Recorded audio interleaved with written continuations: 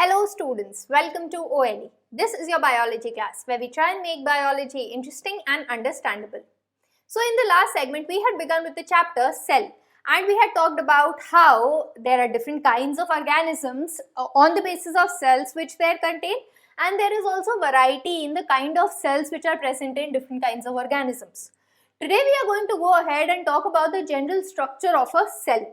तो हम लोगों को ऑलरेडी पता है सेल माइक्रोस्कोपिक होता है, मतलब most of the cells are microscopic. हमने बात करी थी कि कैसे, hence egg is one exception. वो भी एक सेल है लेकिन हम उसे अपने नेकेड आई से देख सकते हैं. However most of the cells are microscopic, और माइक्रोस्कोप्स की जब डिस्कवरी और अदर इन्वेंशन हुई, उनके एडवांसमेंट्स हुए इन द मैग्निफिकेशन एंड और एडवांस टाइप के माइक्रोस्कोप्स बनने लगे, तो पूरा का पूरा cell structure was found out, right? And today we are going to be talking about this particular cell structure, right? So हम बात करेंगे about the cell as the structural and functional unit.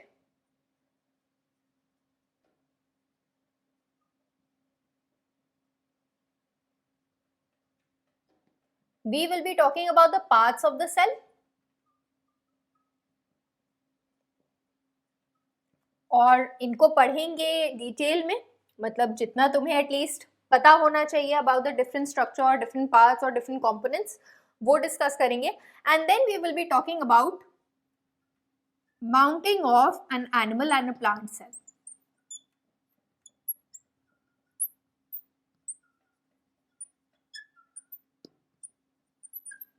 Right, so let us begin. तो सबसे पहले तो हम लोगों ने बात करी थी कि कैसे जो सेल होता है वो ऐसा स्ट्रक्चर भी बनाता है हमारा, और हमारे फंक्शंस, इंडिविजुअल फंक्शंस भी परफॉर्म करता है. तो यहाँ पे जरूरी है ये बात करना कि एक्चुअली सेल स्ट्रक्चर कैसे देता है. How is the cell able to define a particular structure for an organism? It is because cell के बाहर एक मेम्ब्रेन प्रेजेंट होती है जो कि उसको एज सच एक शेप देती है. See we had also talked about the variety of shapes in the cells, right? तो वो शेप्स कैसे बनते हैं? Because there is a structure, there is a rigid structure जो कि उस शेप को बना रहा है, right? And that structure is the outermost part of the cell, which is known as the cell membrane.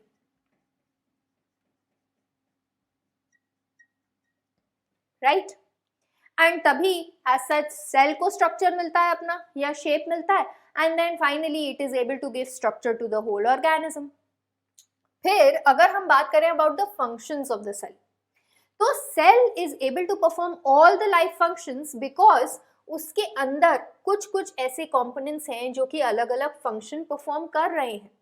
Individual functions perform जो हो रहे हैं वो कोऑर्डिनेटेड मैनर में जब परफॉर्म होते हैं तो कॉम्प्लेक्स ऑर्गेनिजम्स के लिए एक प्रॉपर लाइफ प्रोसेस परफॉर्म हो पाता है, right? So there are different components of the cell which perform different functions, and ये कंपोनेंट्स लोकेटेड होते हैं in a jelly like substance which is known as the cytoplasm, right? And जैसे हमारी body के अंदर एज सच हमारा brain या फिर नर्वस सिस्टम हमारी पूरी बॉडी के लाइफ प्रोसेसेस को कंट्रोल करता है, वैसे ही सेल के अंदर भी एक छोटा कंपोनेंट होता है जो कि कंट्रोल सेंटर की तरह एक्ट करता है, और एज सच सेल में जितने भी प्रोसेसेस हो रहे हैं, जितने भी फंक्शंस हो रहे हैं, उन सभी को कंट्रोल और कोऑर्डिनेट करता है, and that is nucleus, right? तो अब समझ में आ रहा होगा कि कैसे the cell it forms the structural and functional unit, but in itself also ये जो अलग अलग पार्ट्स है ना, वो सेल का स्ट्रक्चर एज वेल एज उसको फंक्शनल यूनिट की तरह बिहेव करने में हेल्प कर रहे हैं, right? So with this we come to the parts of the cell also. So there are 3 components to a cell: the outermost cell membrane, the jelly like substance which fills up the inside of the cell which is known as cytoplasm, और अंदर का brain of the cell और the control centre which is known as the nucleus. अब इन्हीं अलग अलग parts को हम लोग स्टडी कर लेते हैं with in a cell, and we can do this while we draw simple diagram of a cell. ठीक है, तो जो सेल होता है एज सच उसके डिफरेंट शेप्स हो सकते हैं. इनफैक्ट अगर देखा जाए तो प्लांट सेल्स में जनरली जो सेल्स होते हैं ना, या प्लांट पार्ट्स के जो सेल्स होते हैं, they are more defined in their shape, they are more rectangular in shape, जबकि जो एनिमल के नॉर्मल सेल्स तुम देखोगे वो एज सच ओवल या स्फेरिकल हो सकते हैं, right. So the outermost membrane here is the cell membrane, right. And बीच में प्रेजेंट होता है द न्यूक्लियस,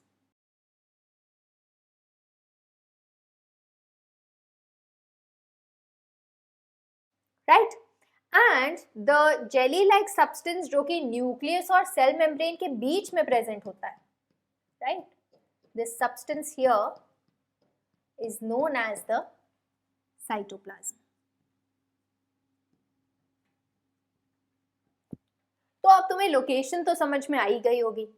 अब एक एक स्ट्रक्चर की बात कर लेते हैं. तो सबसे पहले अगर सेल मेम्ब्रेन की बात करें, जो सेल मेम्ब्रेन होती है सबसे पहले तो ये अपना शेप देती है सेल को. So it provides the shape of the cell, ठीक है. अब देखो, क्योंकि ये आउटरमोस्ट मेम्ब्रेन होती है तो जाहिर सी बात है अगर सेल में कुछ बाहर से अंदर आना है या अंदर से कुछ बाहर जाना है तो वो भी इसी के थ्रू पास होगा. So it also allows transport of materials, right. और इस ट्रांसपोर्ट के लिए जरूरी है कि सेल मेम्ब्रेन के अंदर हो छोटे छोटे पोर्स जिसके थ्रू ये ट्रांसपोर्ट हो पाएगा, right. And if I am to write, cell membrane जो होती है ना वो लिपिड यानी कि फैट और प्रोटीन से बनी होती है मेनली. इनफैक्ट ये जो प्रोटीन्स होते हैं ना यही चैनल्स भी बनाते हैं, चैनल्स जिनके थ्रू ट्रांसपोर्ट हो पाता है, right. So the cell membrane, it allows certain substances to come in, certain substances to leave the cell. अच्छा, ये मत समझना कि क्योंकि there are pores present in the cell membrane तो कुछ भी अंदर आ जाएगा कुछ भी बाहर चला जाएगा. No, that will not happen because the cell membrane is in fact semi permeable. इसका मतलब ये है कि कुछ substances को allow करती है अंदर आना जबकि कुछ और को रोक देती है, does not allow certain substances to pass through.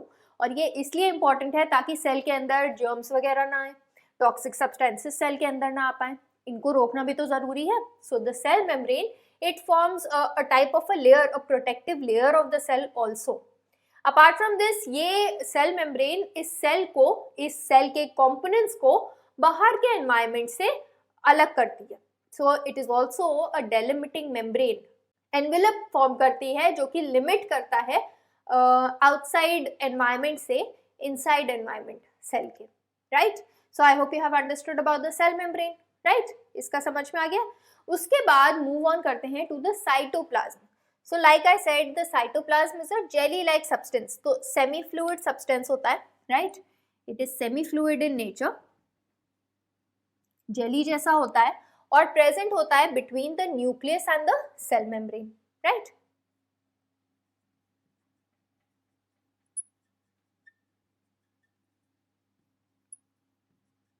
Now, what is the important function of cytoplasm? Actually cytoplasm में होते हैं छोटे छोटे और बहुत सारे कंपोनेंट्स जो कि इस जेली लाइक सब्सटेंस में एम्बेडेड होते हैं, साइटोप्लाज्म में एम्बेडेड होते हैं. And these components are called as the organelles. The organelles are the functional units of the cell, right. So the cytoplasm it contains components, small little components which are known as organelles. अब ये different organelles different different functions perform करती हैं, right. जैसे I will give you an example, छोटे छोटे ribosomes present होते हैं. So these here are the ribosomes. See now यहाँ पर तो I am giving you a hint as to what the different types of organelles are as well as इनका function क्या होता है. इनके बारे में डिटेल में तुम लोग हायर क्लासेस में पढ़ोगे. तो ये जो राइबोसोम्स होते हैं ना इनको बोलते हैं प्रोटीन फैक्ट्री क्योंकि ये प्रोटीन्स बनाने में हेल्प करते हैं, ठीक है ना.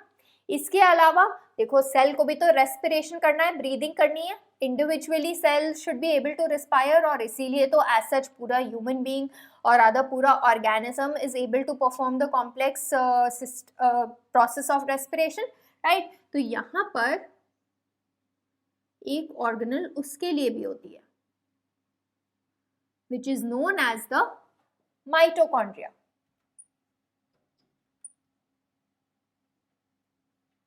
The mitochondria is in fact called the powerhouse of the cell. Right जैसे पावर हाउस होता है ना, वो पावर देता है, एनर्जी देता है, वैसे ही माइटोकॉन्ड्रिया यहाँ पे रेस्पिरेशन परफॉर्म करके एनर्जी लिबरेट करता है. Apart from this there can be vacuoles present. छोटे छोटे वैक्यूल्स हो सकते हैं. Vacuoles are just like vesicles जिनके अंदर स्टोरेज होता है. ठीक है,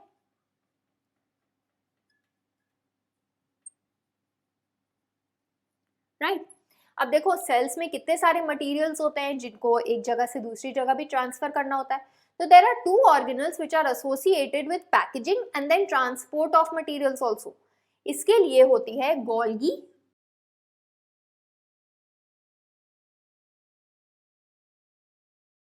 ठीक है ना. तो साइटोप्लाज्म में गोल्गी बॉडीज प्रेजेंट होती हैं which are responsible for packaging. Right, they are just like a post office. जैसे पोस्ट ऑफिस में पैकेजिंग होती है और फिर मटेरियल्स को अलग अलग जगह पे भेजा जाता है, अलग अलग लोकेशंस पे जहाँ पे उनका रिक्वायरमेंट होता है, यहाँ पे या फिर जहाँ पे भी वो एडजस्ट होते हैं वहाँ पे भेजा जाता है ना. गोल्गी का भी यही काम है. जो भी मटेरियल्स इसके पास आते हैं वो उसको चेंज करता है, थोड़ा मॉडिफाई करता है और फिर उसको पैक करता है वेसिकल्स में to be sent to respective target organs, right, या फिर टारगेट लोकेशंस. सिमिलरली एक और स्ट्रक्चर होता है जो एसोसिएटेड होता है एज सच गोल्गी कॉम्प्लेक्स से भी और न्यूक्लियस से भी, and that is the endoplasmic reticulum. ये एक नेटवर्क टाइप का बनाता है, network of tube like structures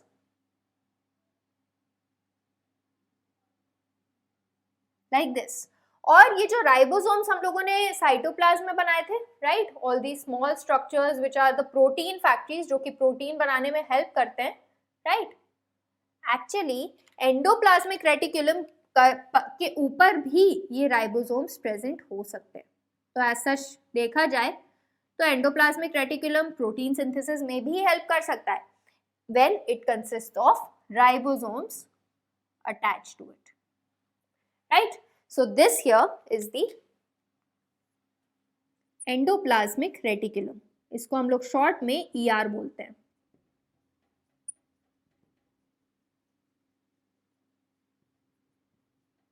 right. अब देखो यहाँ पे तुम्हें दिख ही रहा होगा, न्यूक्लियस से अगर कोई मटेरियल बाहर जाना होता है ना तो ये एंडोप्लाज्मिक रेटिकुलम के थ्रू मूव भी कर सकता है. So endoplasmic reticulum it also allows transport. In fact अगर कोई मटेरियल बाहर से अंदर आना है और न्यूक्लियस तक पहुंचना है वो भी एज सच एंडोप्लाज्मिक रेटिकुलम से जा सकता है, राइट. एंड जब इसके ऊपर राइबोसोम्स होते हैं तो एज सच ये रफ अपीयर करता है, इसको रफ एंडोप्लाज्मिक रेटिकुलम बोलने लगते हैं हम लोग. और उस वजह से राइबोसोम्स के प्रेजेंस की वजह से ये भी प्रोटीन सिंथेसिस में हेल्प करने लगता है, right. So these were certain organelles which you should know about amongst others जिनके बारे में तुम लोग हायर क्लासेस में और भी डिटेल में पढ़ोगे, right. Apart from this now let me tell you कि प्लांट्स और एनिमल्स दो अलग अलग ऑर्गेनिजम्स हैं जिनके सेल्स भी डिफर करते हैं in certain criterion, in certain organelles, right. अब देखो जैसे हमने यहाँ पे जो सेल बनाया है उसमें हमने बनाई है सेल मेम्ब्रेन. अगर हम प्लांट सेल बनाते तो प्लांट सेल में सेल मेम्ब्रेन के अलावा एक और एनवेलप होता है and that is the cell wall, right. So let us write over here. Plant cell के केस में there is cell wall present. तो like for example if this here is the cell membrane of a plant cell, तो cell wall इसके just ऊपर होती है. अब अगर तुमसे कोई पूछे सेल वॉल और सेल मेम्ब्रेन में डिफरेंस क्या है, तो एक डिफरेंस तो यही हो गया कि सेल वॉल प्लांट में प्रेजेंट होती है जबकि सेल मेम्ब्रेन प्लांट और एनिमल दोनों में प्रेजेंट होती है. Now what did we talk about the cell membrane?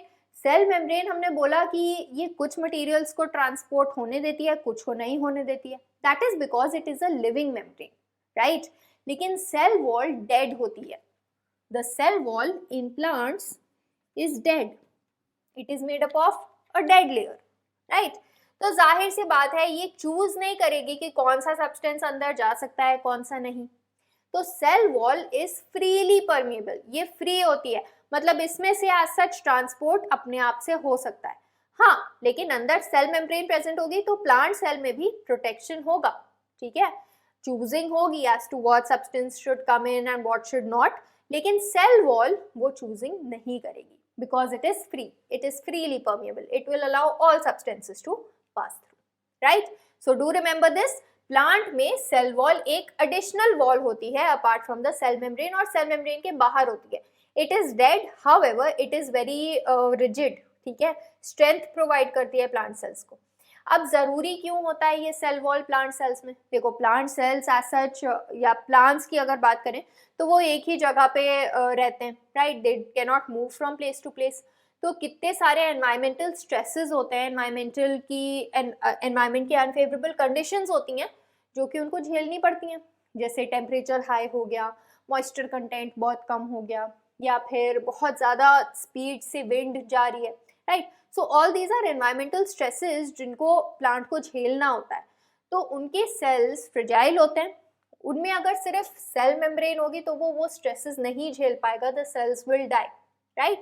So that is why there is an additional cell wall covering जो कि प्लांट को एडिशनली प्रोटेक्ट करता है और हेल्प करता है to tolerate environmental stresses, right. So this was about one difference between plant and animal cell also. और भी बहुत सारे डिफरेंसेस होते हैं प्लांट और एनिमल सेल में, which you are going to study, I am going to take a separate lecture for that, ताकि वो अच्छे से समझ में आ जाए। However, you should know कि cell wall भी एक टाइप का envelope होता है, right?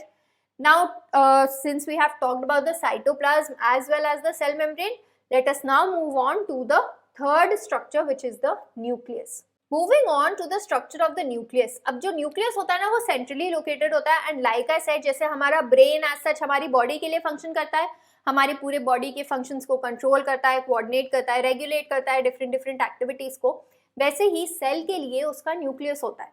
Nucleus also coordinates the function of the cell and whatever functions it is performing, as well as जो भी एक्टिविटीज आज सच सेल में हो रही होती हैं उनको भी कोऑर्डिनेट करना, उनको रेगुलेट करना न्यूक्लियस का काम होता है। अगर न्यूक्लियस की बात की जाए, the nucleus is double membrane bound. तो न्यूक्लियस के बाहर भी एज सच एक मेम्ब्रेन होती है, जैसे सेल को एक मेम्ब्रेन कवर कर रही है ना, वैसे ही न्यूक्लियस को भी उसकी मेम्ब्रेन कवर करती है।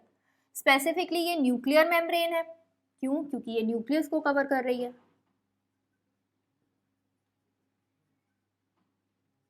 So this here is the nuclear membrane. और जैसे कि हमने बात करी थी कि सेल मेम्ब्रेन में पोर्स होते हैं जो कि अलाउ करते हैं ट्रांसपोर्ट सब्सटेंसेस का, वैसे ही न्यूक्लियर मेम्ब्रेन में भी एज सच पोर्स प्रेजेंट होते हैं जो कि सब्सटेंसेस को अंदर बाहर आना जाना अलाउ करते हैं, right. Then as you can see here also I have drawn a small spherical body. एक small rounded spherical body present होती है inside the nucleus, right, and that is known as the nucleolus. Nucleolus का main function देखा गया है in protein synthesis along with the ribosomes, it functions for performing the function of protein synthesis, right. तो ये हो गई। अच्छा, तीसरा सबसे इंपॉर्टेंट चीज जो न्यूक्लियस के अंदर होती है ना, वो होता है हमारा डीएनए। न्यूक्लियस को जब हम स्टेन करते हैं, जब एडवांस्ड माइक्रोस्कोप के अंदर हम न्यूक्लियस को देखते हैं, तो हमें थ्रेड लाइक स्ट्रक्चर्स न्यूक्लियस के अंदर दिखाई देते हैं, and these thread like structures are known as chromatin. Chromatin बना है डीएनए से और बहुत सारे proteins. In fact, chromatin consists of genes. Now, what is the importance of chromatin, DNA or genes? Actually, genes are the functional unit of heredity. Heredity से मतलब है the transmission of characters from parents to offspring. देखो, हमें अपने जो भी characters हैं वो किससे मिले हैं? हमें अपने पेरेंट्स से मिला है, उनको अपने पेरेंट्स से मिले। इनफैक्ट हर ऑर्गेनिज्म को जो पैदा होता है उसको अपने कैरेक्टर्स अपने पेरेंट्स से मिले होते हैं, लेकिन ये कैरेक्टर्स एज सच पेरेंट्स से ऑफस्प्रिंग में कैसे आए? कौन लेकर आया ये इंफॉर्मेशन? यही जीन्स लेकर आते हैं वो information. right? Like for example, maybe my father has brown eyes, that's why I have brown eyes. Maybe my father has curly hair, so maybe mine is also curly. या फिर my mother has straight hair, so my hair are also straight. या फिर कभी कभी characteristics combine भी कर जाते हैं, मदर और फादर की कंबाइन कर गए और कोई और ही कैरेक्टरिस्टिक निकल आया, right? So this can also happen, और ये इंफॉर्मेशन कैरी करते हैं ये jeans, and that is why the genes are known as the unit of heredity, because they allow characters to be transmitted from the parents to the offsprings, from parents to their daughters to their sons, right? और ये jeans जो होते हैं ये DNA के segments ही तो होते हैं, और डीएनए और प्रोटीन साथ में मिलके ये थ्रेड लाइक स्ट्रक्चर बनाता है which is known as the chromatin. तो यहाँ पे ये भी समझ में आया है कि nucleus apart from acting as the control centre, it also has information which is carried from parents to offspring and is a result of heritance. Hereditary information की कैरिंग भी एज सच न्यूक्लियस से ही regulated होती है, right? So the nucleus is controlling two of the activities. First of all, it is regulating all cell processes, and it is also the carrier of chromatin or genes or hereditary information, right? So I hope you have understood about the nucleus also, right? Now this was all about the cell structure as well as the parts of cell. इनके बारे में जो differences हैं plant और animal cell में वो हम cover करेंगे when we specifically talk about the plant and animal cell. However, you should also know about the mounting of plant and animal cell. हम plant और animal cell को कैसे देख सकते हैं? अब हमें ये तो पता है कि हम माइक्रोस्कोप के अंदर देख लेते हैं, राइट? लेकिन कौन से एनिमल सेल्स, कौन से प्लांट सेल्स एज सच हम देखते हैं, या फिर जब हम प्रैक्टिकल करेंगे तो हम कौन से सेल्स अपने निकाल कर एज सच देख सकते हैं? Let us talk about that also. Lastly let us move on to mounting of a plant और एन एनिमल सेल. तो प्लांट सेल के लिए हम लोग क्या कर सकते हैं? जाहिर सी बात है हमें प्लांट लेना पड़ेगा, right? So we can either take a bulb of onion, ठीक है? अनियन पील निकाल सकते हैं, ठीक है? अनियन का जो बल्ब होता है उसमें जो फ्लैशी लीव्स होती हैं उनको अलग करके उनमें से एक का पील निकाल सकते हैं, या फिर हम लोग रियो लीफ यूज कर सकते हैं, राइट? ये देखा होगा तुमने, for example it is this kind of leaf, right? तो रियो लीफ यूज कर सकते हैं. अब इसमें हम लोग क्या करेंगे? पील ऑफ करेंगे लीफ को, उसको स्लाइड पे रखेंगे, we'll drop a little water on it and then उसके सेक्शंस काट लेंगे. उसके बाद हम लोग उसको स्टेन करेंगे in methylene blue. Methylene blue is a stain जो कि सेल्स के नॉर्मल जनरल स्ट्रक्चर को देखने में हेल्प करेगा. तो उसको थोड़ी देर मिथाइलिन ब्लू में रखेंगे and then we are going to cover it with a cover slip, और फिर माइक्रोस्कोप के अंदर देखेंगे तो हमें कुछ ऐसा स्ट्रक्चर दिखाई देगा. So as you can see also the cells are visible, right? In fact अगर एडवांस्ड माइक्रोस्कोप के अंदर देखेंगे तो हमें सेल वॉल भी आसानी से दिख जाएगा, right? So this was about the plant cell. Similarly animal cells के लिए हम लोग क्या कर सकते हैं? हम लोग अपने खुद के सेल्स निकाल सकते हैं. हम लोग एक टूथपिक ले सकते हैं, right? So for the animal cell